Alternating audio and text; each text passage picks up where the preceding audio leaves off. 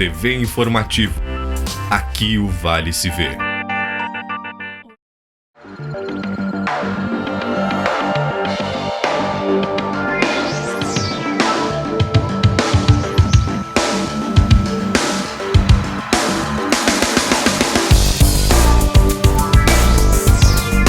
Olá, Construmóvel contabiliza quase 30 milhões de reais em negócios em 6 dias de feira. Este e outros assuntos você confere a partir de agora no Redação Informativo.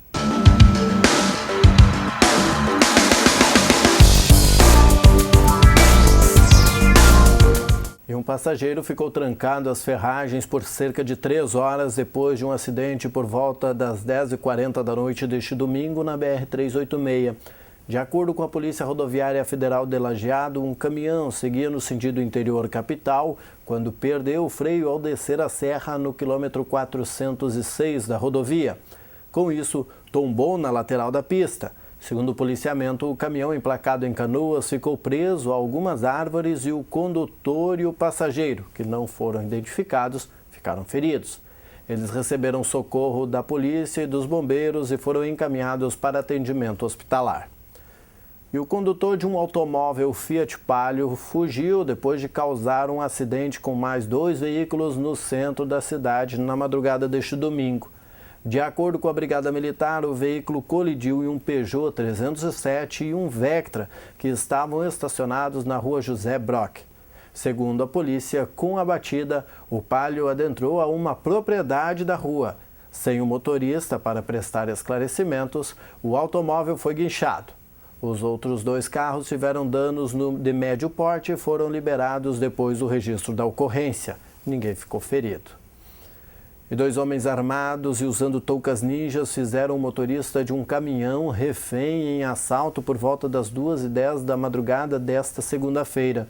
O condutor de um Mercedes-Benz foi rendido no bairro Campestre, aqui em Lajeado, quando seguia em direção à ERS 130, depois de sair de uma distribuidora. Segundo o boletim de ocorrência, a dupla de criminosos que estava em um Renault Scenic abordou o veículo de carga na rua João Goulart.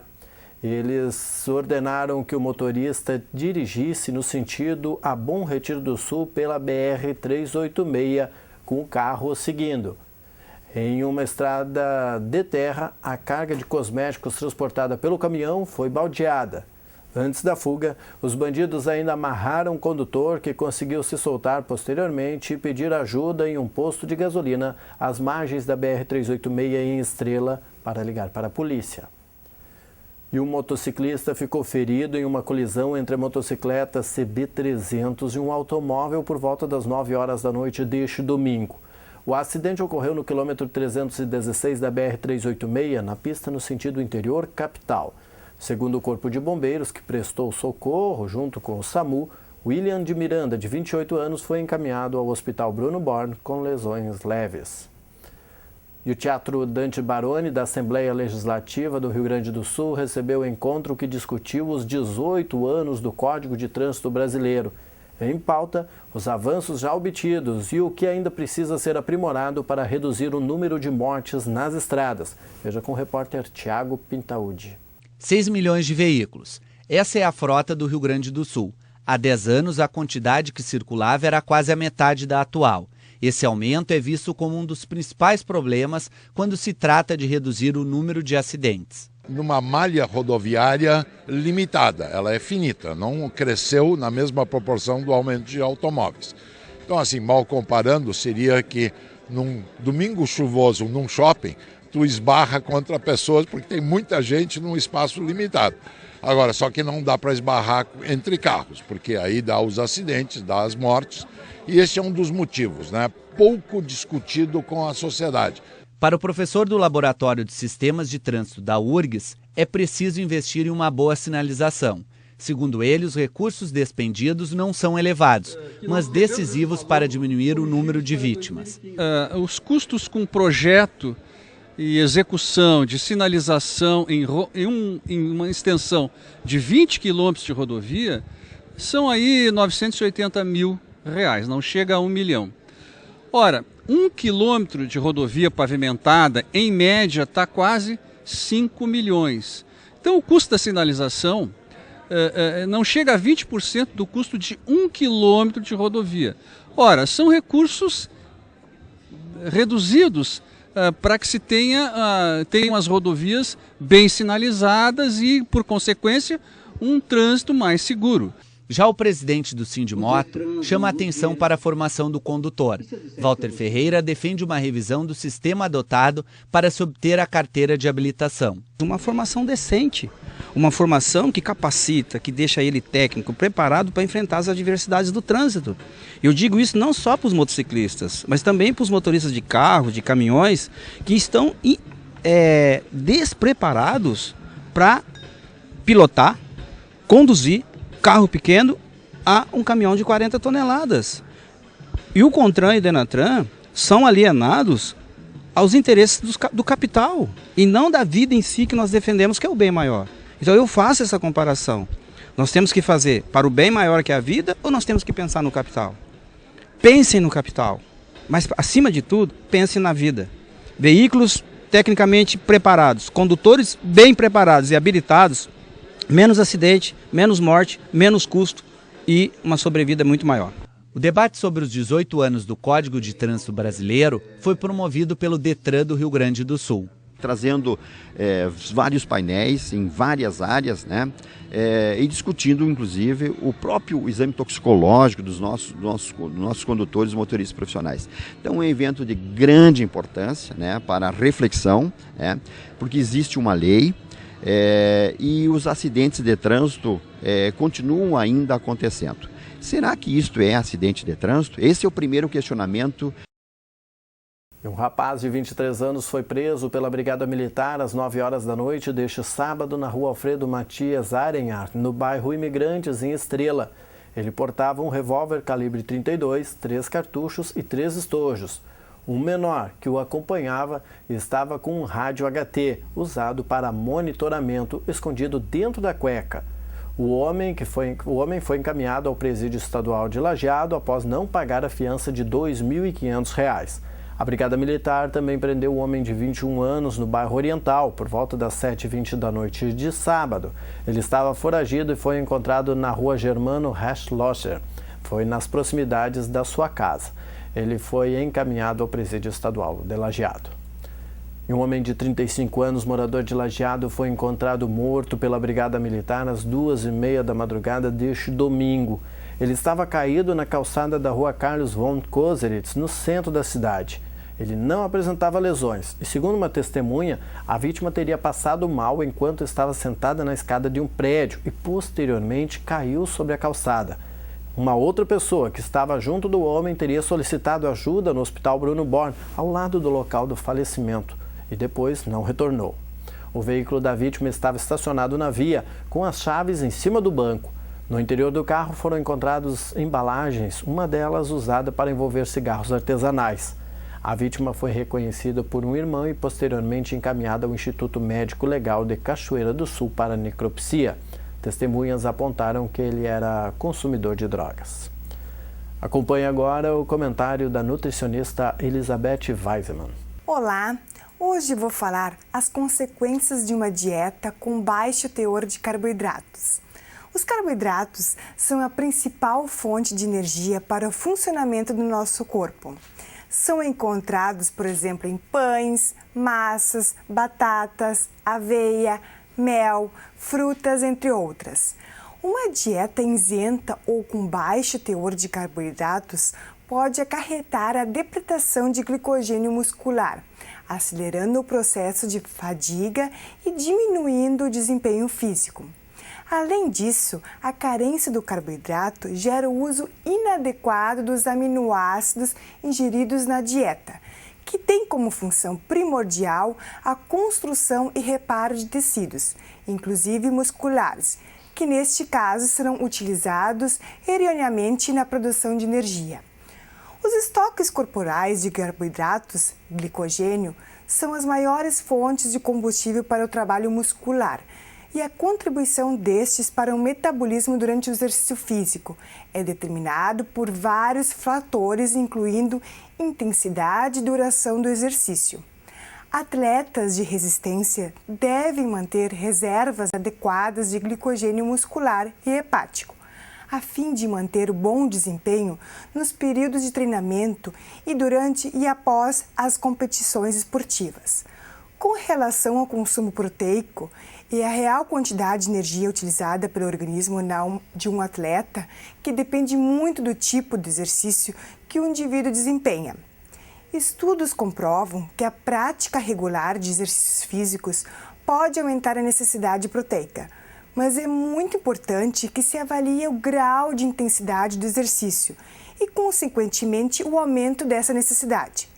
Todavia, é fundamental ressaltar que a ingestão em excesso de proteínas não implica em maior síntese proteica, além de ser prejudicial à saúde.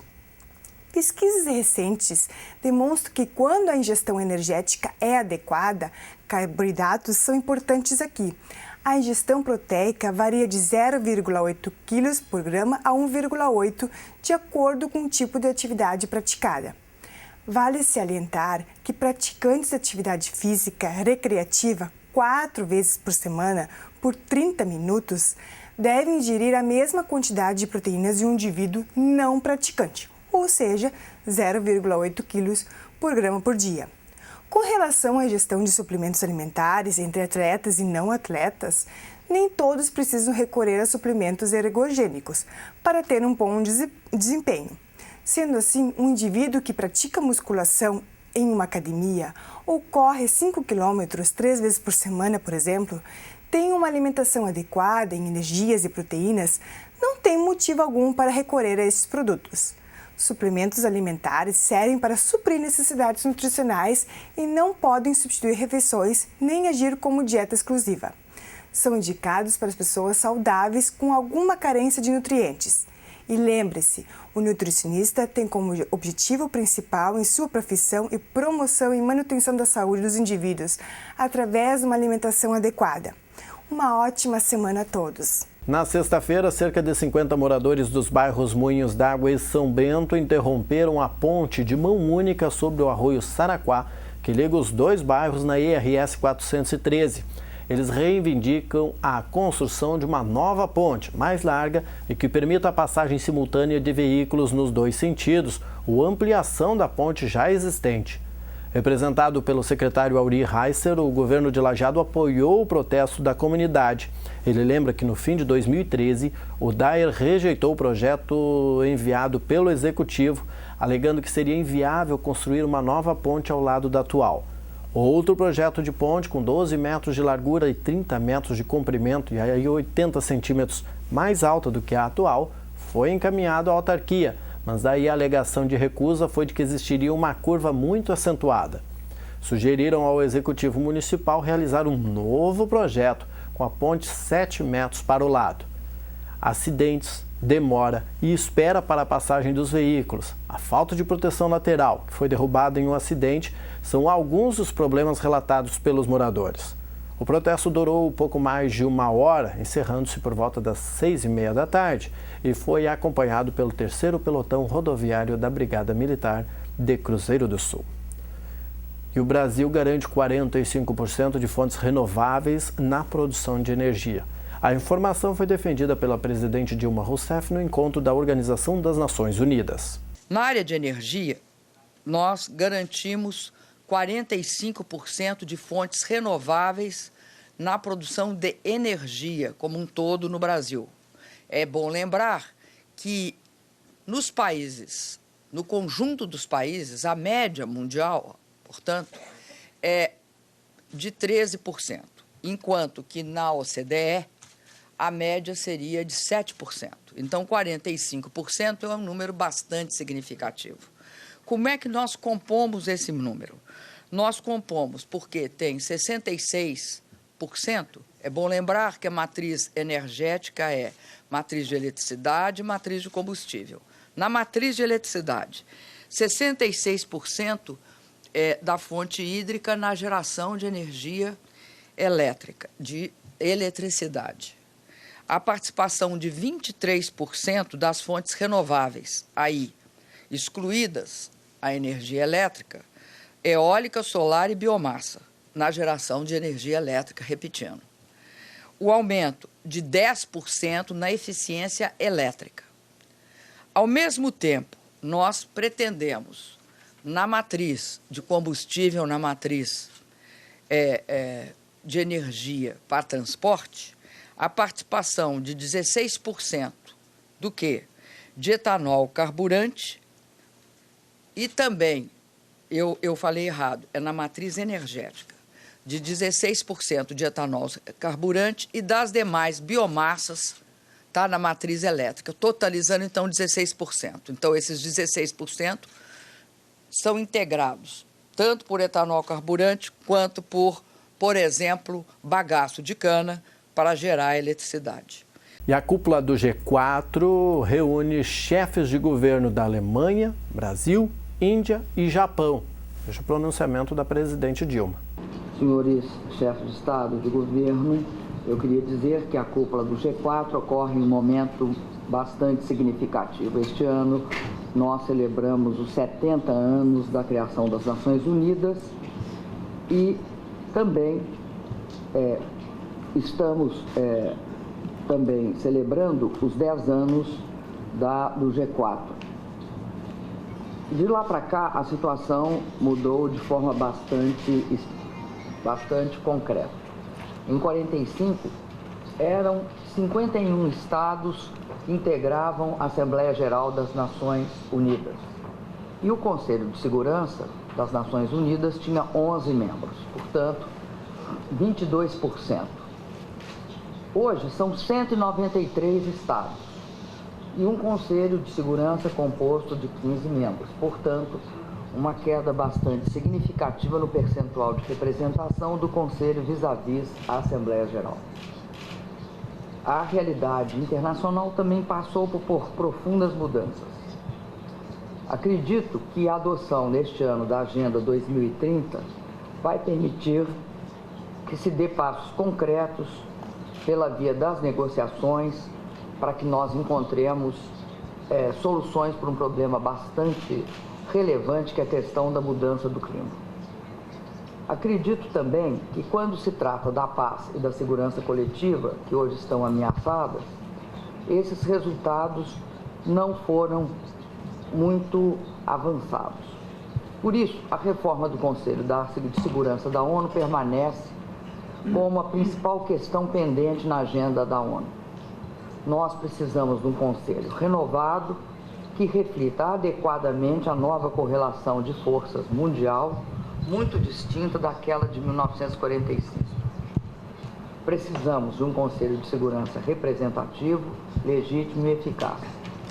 Reafirmo nessas palavras iniciais o firme compromisso do Brasil com o G4 e com o nosso objetivo comum de fortalecer o sistema multilateral de paz e segurança e reservo o resto do meu pronunciamento para a próxima intervenção. Muito obrigado. A inserção da Univates no cenário internacional é hoje um dos pilares estratégicos da instituição. Pensando nisso, a Univates participou recentemente de uma missão pela Europa, sendo representada pela gerente de assessoria de assuntos interinstitucionais e internacionais, a Viviane Bischoff. Além de visitar universidades parceiras, Viviane participou da feira anual da Associação Europeia de Educação Internacional, realizada em Glasgow, na Escócia, de 15 a 18 de setembro. O evento reuniu mais de 5.000 pessoas de 90 países e contou com a participação de nomes importantes, como a advogada de direitos humanos, a baronesa Helena Kennedy. Ela é natural da cidade, que sediou o evento e proferiu a conferência de abertura, na qual destacou a importância do acesso à educação. Além das conferências, foram realizados workshops, sessões de diálogos e eventos de relacionamento.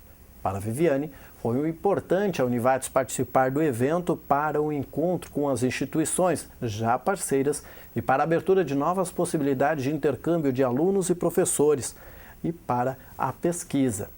Como resultado, cita contatos para a realização de convênios com instituições da Hungria, Estados Unidos, China, Macau, Rússia e África do Sul. E o Congresso Nacional retoma a análise dos vetos da presidente Dilma nesta quarta-feira. Veja com Sabrina Mâncio na matéria da TV Senado. Nós O presidente do Congresso Nacional avisou. Nós vamos convocar o Congresso Nacional para quarta-feira, às 11h30, para concluirmos a apreciação de vetos. Há uma cobrança com relação à conclusão daquela sessão, que avançou bastante, e essa tensão aborrece muito. Na semana que passou, os parlamentares mantiveram 26 vetos da presidente Dilma Rousseff a projetos aprovados no Congresso. Venceu o argumento de que a maioria das matérias vetadas aumentaria os gastos públicos justo quando o governo tenta cortar despesas e aumentar receitas. A sessão avançou pela madrugada, mas restaram na pauta vetos a 6 projetos, o que altera regras relativas à ocupação de terrenos de marinha, o que isenta o óleo diesel da cobrança de PIS/COFINS, o que muda o plano de carreira dos servidores do Judiciário com reajustes salariais de até 78%, o que estende o reajuste do salário mínimo a todos os aposentados, vários artigos da MP do futebol, como a criação de mais uma loteria, e 3 pontos da lei sobre as dívidas dos estados e municípios com a União. Além disso, já entrou na lista mais um veto sobre o depósito e venda de veículos apreendidos. E no plenário do Senado estão 2 medidas provisórias. A MP 679 trata dos Jogos Olímpicos de 2016. Ela permite, por exemplo, o uso de imóveis da União e facilita a emissão de vistos para visitantes estrangeiros durante os Jogos. A MP 681 amplia de 30% para 35% o limite do crédito consignado, que são aqueles descontos autorizados pelo trabalhador na folha de pagamento. O texto permite incluir as despesas com o cartão de crédito. As 2 medidas provisórias trancam a pauta e têm que ser votadas antes de outros projetos. A Construmóvel terminou neste domingo e contabiliza quase 30 bilhões de reais em negócios. Amanda Cantu esteve no Parque do Imigrante neste fim de semana e traz mais informações. Com o tema Cidades Criativas, a Construmóvel 2015 reuniu o melhor da construção civil, mobiliário e decoração do Vale do Taquari, se fortalecendo como uma das maiores feiras do setor no interior do estado e movimentando quase 30 milhões de negócios. Entre os dias 22 e 27 de setembro, a feira, que teve sua primeira edição realizada em 2003, reuniu cerca de 250 expositores, que apresentaram as novidades no setor, além de ideias criativas e sustentáveis. A Construmóvel, eu acho que ela é muito importante. As pessoas falam de crise e a gente tem que mudar as ideias. Eu senti uma firmeza muito grande pelas pessoas vindo de longe, perguntando informações sobre o produto, disponível de entrega, os marceneiros querendo entender, os arquitetos, os construtores também gostaram muito da ideia desse produto, que a Bernec é uma empresa de muitos anos, é uma empresa de responsabilidade, sustentável. Então esse é um grande motivo da Construmóvel que eu acho que deveria acontecer mais vezes, mas às vezes não dá, né? Sim, eu acho que vai refletir bastante na nossa venda a partir de amanhã. A feira é referência na região, né? E como nós somos uma empresa jovem, apenas 2 anos e meio de empresa, é a segunda participação nossa para adquirirmos maior visibilidade regional, né? A circulação de pessoas é intensa, né? Então agrega bastante, porque na correria do dia a dia passa despercebido nossa empresa para muitas pessoas, então a feira é uma maneira de abordar e divulgar a empresa para essas pessoas também, né? Esses futuros clientes. Tirando a quarta-feira, que foi de muita chuva, o evento foi muito bom, bem positivo e as expectativas são bem boas. Provavelmente estaremos aqui na próxima edição. Além das exposições, a Construmóvel também contou com palestras, painéis e workshops com profissionais de renome, como a arquiteta e apresentadora do programa Olho Mágico da GNT, Carolina Vanbier. Ao todo, cerca de 21 mil pessoas prestigiaram o evento. A gente tira a dúvida, o que é mais caro, o que é mais barato, sem conta, por exemplo, todas as vezes que eu venho aqui eu até compro alguma coisa. Eu acho legal, porque tem bastante coisa que a gente pode ver, tirar dúvidas, enfim, como eu digo, assim, em geral, né? Eu, pelo menos, para mim é ótimo. Eu sempre venho para cá, todos os anos. Olhar, em suma, as alternativas que tem para construção, né, e decoração, onde reúne num só espaço todas as alternativas, né? Então isso é muito legal, porque a gente que não tem mais muito tempo, né, para sair a visitar todas as lojas, e aqui a gente encontra tudo e e com um bom tempo para olhar opções e vir com a família, né? A gente basicamente visita todas as Construmóvel e essa daqui me parece até a melhor. Em outras ocasiões a gente lembra de outras feiras que eram mais reunidos assim nos mesmos núcleos o produto. E agora essa não, a gente vê mais diversificado nos pavilhões. Eu acho que isso é interessante, tu vê muita coisa ao mesmo tempo, então é legal. Tu consegue ver materiais, tu consegue avaliar melhor isso, as tendências, então eu acho que está bem legal. A sustentabilidade é o que tu vê mais presente nessa última, né? Enfim, e é legal tu mudar um pouquinho, tu ter essa mentalidade, tu perceber a necessidade, né, da sustentabilidade. Que bom para todos, né? Bom para nós, o meio ambiente agradece. O presidente da ACIL, Alex Schmidt, enaltece o sucesso da edição em um momento de crise para o setor. Para o presidente do evento, Clécio Vargas, o sucesso da Construmóvel 2015 se deve aos expositores, que acreditaram no potencial da feira. Para ele, os resultados foram satisfatórios tanto para organizadores como para comerciantes. Segundo a Organização Mundial da Saúde, as doenças cardiovasculares são a principal causa de morte no mundo. No Brasil, representam 30% dos óbitos na faixa etária de 20 a 59 anos de idade. Por isso, a data comemorada nesta terça-feira não deve passar em branco. É o Dia Mundial do Coração. Historicamente associadas aos homens, hipertensos, sedentários, com sobrepeso, estresse e histórico familiar de infarto, essas patologias vêm crescendo entre as mulheres. A boa notícia é que o controle dos fatores de risco mostra-se responsável por pelo menos 50% na redução da mortalidade das doenças cardiovasculares. Segundo a cardiologista Adriana Balbinot, é fundamental que as pessoas adotem um estilo de vida mais saudável, mantenham uma alimentação balanceada, controlem o peso, pratiquem atividades físicas regularmente, tenham momentos de lazer em família e com amigos e realizem revisões de saúde periódicas, com medida de pressão arterial, exames de colesterol e glicemia, entre outros. E o Rio Grande do Sul aderiu à campanha Doar é Legal, na Semana Estadual de Doação de Órgãos. Veja com o André Martins. Para marcar a Semana Estadual de Doação de Órgãos, a Secretaria da Saúde anunciou em solenidade no Palácio Piratini a expansão do projeto Doar é Legal. As pessoas poderão entrar em qualquer um dos sites do governo, se cadastrar como doador e receberão esse certificado do Poder Judiciário, onde a pessoa está demonstrando a sua vontade, o seu desejo de ser doador de órgão.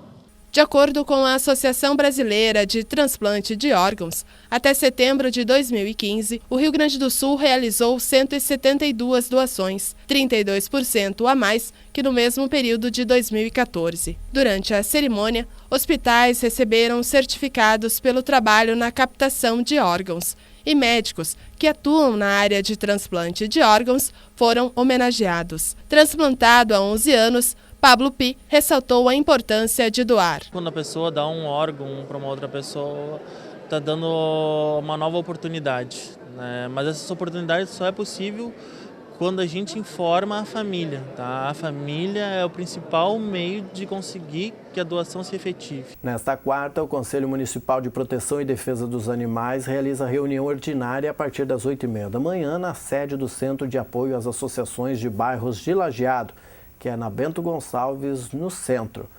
Na pauta, a aprovação da ata 07 de 2015 da reunião ordinária, o ofício expedido para a Secretaria do Meio Ambiente, referente às alterações na legislação, votação para o nome ou novo nome do Conselho, que é uma sugestão CONFAL, e competências do Conselho. Diferença entre o Centro de Controle de Zoonoses e Vetores e o Conselho, além de informações da última enchente e definição de novo dia e horário para a reunião deste Conselho. Caso não seja possível a participação do conselheiro titular, é solicitado contato com o suplente. Não havendo a possibilidade da presença de ambos, os membros do Conselho solicitam justificativa. E a Semana do Peixe começa com preços mais baixos para incentivar o consumo. O Ana Karen traz as informações. Começa hoje e vai até o dia 16 de outubro a Semana do Peixe. Nesse período, o governo, em parceria com os supermercados, promove ações para vender o pescado a preços mais baixos como forma de incentivar o consumo. Para aproveitar os descontos, o consumidor deve comprar em mercados participantes da campanha. A programação completa da Semana do Peixe está disponível na página do Ministério da Pesca e Aquicultura na internet. De Brasília, Luana Karen. Acompanhe agora o comentário da professora Fernanda Dalloglio. Olá, sou Fernanda Dalloglio, professora e instrutora da Para Falar Treinamentos. Já falei com você sobre pontos importantes na montagem de um currículo, comunicação verbal e escrita. Hoje vamos abordar as questões de vestimenta, postura, que é a comunicação não verbal, e comunicação oral em processos seletivos. Muito já se ouviu falar em vestimenta adequada para o mercado de trabalho e para os processos seletivos. Existe um padrão sim, o de não usarmos roupas curtas, barriga de fora, não sobrecarregar na maquiagem, enfim, tudo que deixe o nosso visual exagerado. Atualmente algumas questões modificaram, cor de esmalte, estilo de cabelo, enfim. E é por isso que devemos respeitar o perfil de cada empresa e de cada cargo para saber o que usar no processo seletivo e de que forma se portar. Algumas oportunidades requerem pessoas mais alegres. Outras já vão exigir pessoas mais centradas, quietas, com um poder de concentração maior. Isso pode estar refletido na vestimenta e no seu comportamento na hora da seleção. O importante, de fato, é conhecermos muito bem o nosso perfil. Para isto, é interessante fazer um mapeamento de perfil de carreira, o que oferecemos na Para Falar, para que possa enviar o seu currículo somente para as vagas às quais o seu perfil e o seu currículo se encaixam. Postura em todos os momentos é importante. Somente cuide com autoconfiança demais para não parecer arrogante. Isto contará como algo negativo para você. A comunicação oral em processos seletivos engloba tudo o que for dito no processo seletivo, bem como tom de voz, simpatia e empatia, grau de cultura e conhecimento de mercado. Através da sua comunicação oral, deixará claro para quem estiver realizando o processo seletivo dos conhecimentos que possui. Pesquisas internacionais apontam que 55% do que conta em uma boa comunicação é a comunicação não verbal, ou seja, gestos, expressões faciais, postura. 38% o tom de voz, a maneira com que falamos. E 7% a palavra dita. Ou seja, para estar 100% em uma boa comunicação, devo gesticular de forma correta, devo utilizar o tom de voz adequado e ainda me aperfeiçoar no que vai ser dito. Além de alguns processos seletivos exigirem uma produção textual, para analisar se você tem condições de manter uma escrita profissional. Não é tarefa fácil, mas há solução. Cursos de comunicação oral e escrita vão lhe ajudar a melhorar e chegar ao 100%.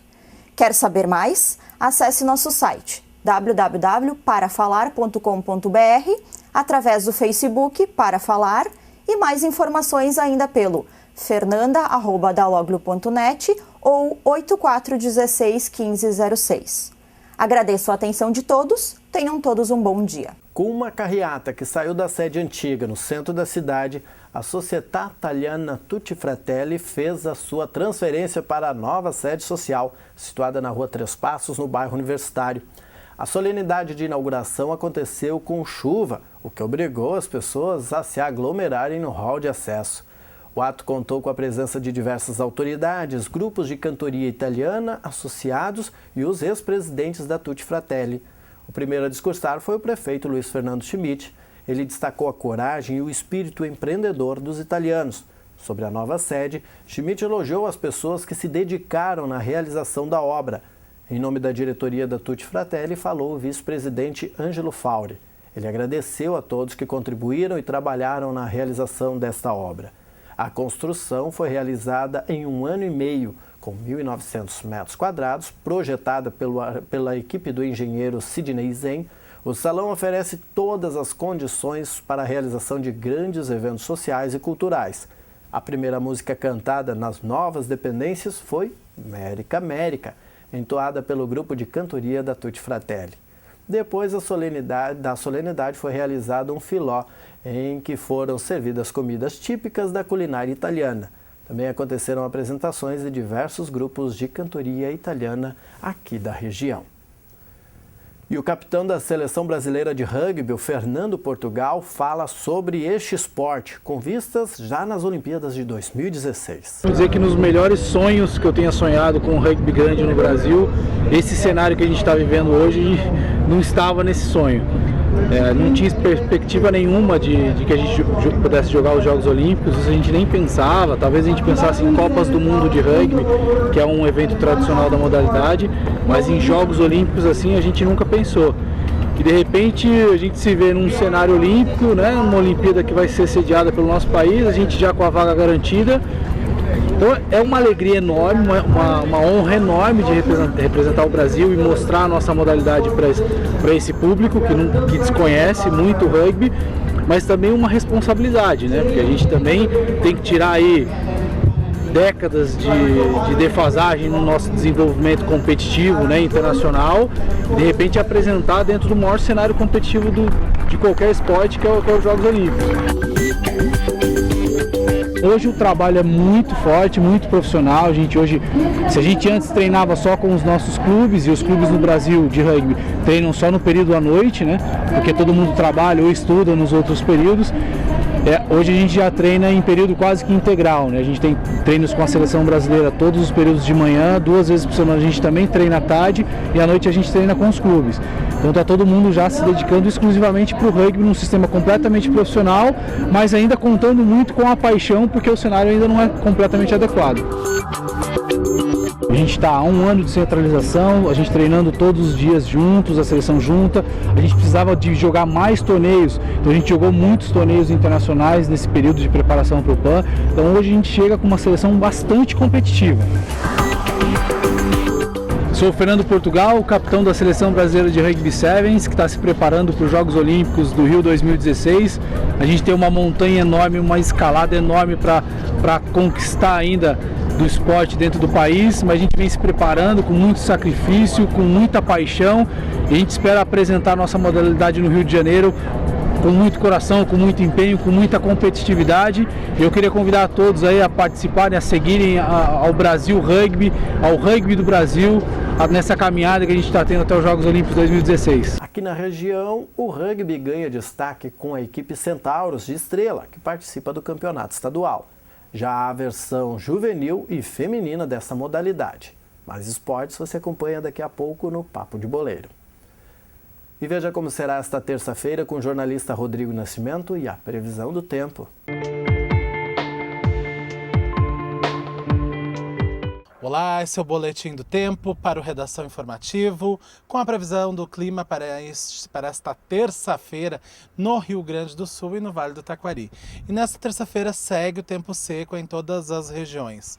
Há uma massa de ar seco que predomina sobre o Rio Grande do Sul, que impede que aquela chuva arada que estava aí durante 2 semanas como companheira nossa de todo dia, volte aqui para a região. Então, pelos próximos dias, ou pelo menos até quarta-feira, não há previsão de chuva para a região.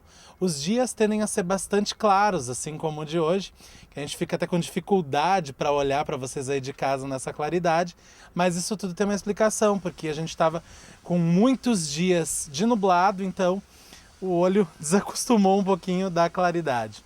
As temperaturas também seguem mais ou menos na mesma faixa. Não vai ter calorão nos próximos dias e nem muito frio. As médias não oscilam tanto. Vamos ver então como ficam as temperaturas nesta terça-feira aqui no Vale do Taquari. Em Lajeado, o dia amanhece com sol e um pouco de nuvens.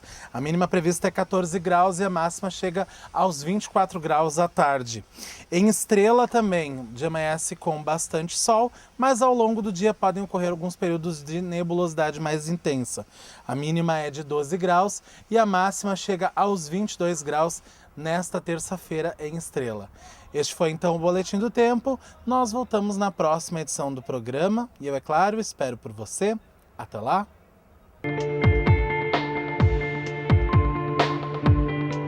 Obrigado, Rodrigo.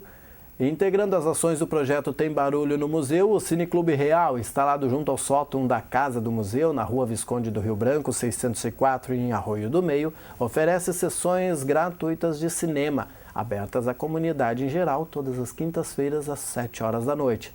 A programação de outubro terá no dia 1º a exibição de Heimat, que é a exibição da saga da família Simon, em capítulos mensais, com acompanhamento do professor Roque Bergas.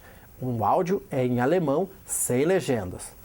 8 de outubro é o dia do Cine Brasil, com O Lobo Atrás da Porta.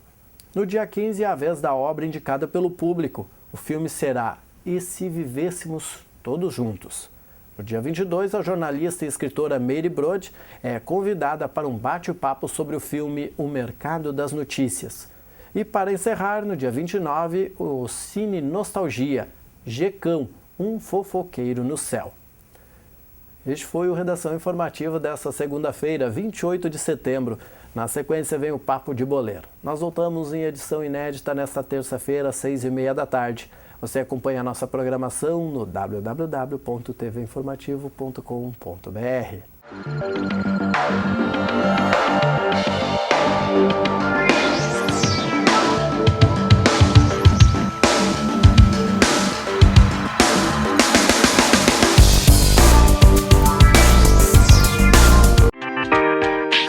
TV Informativo.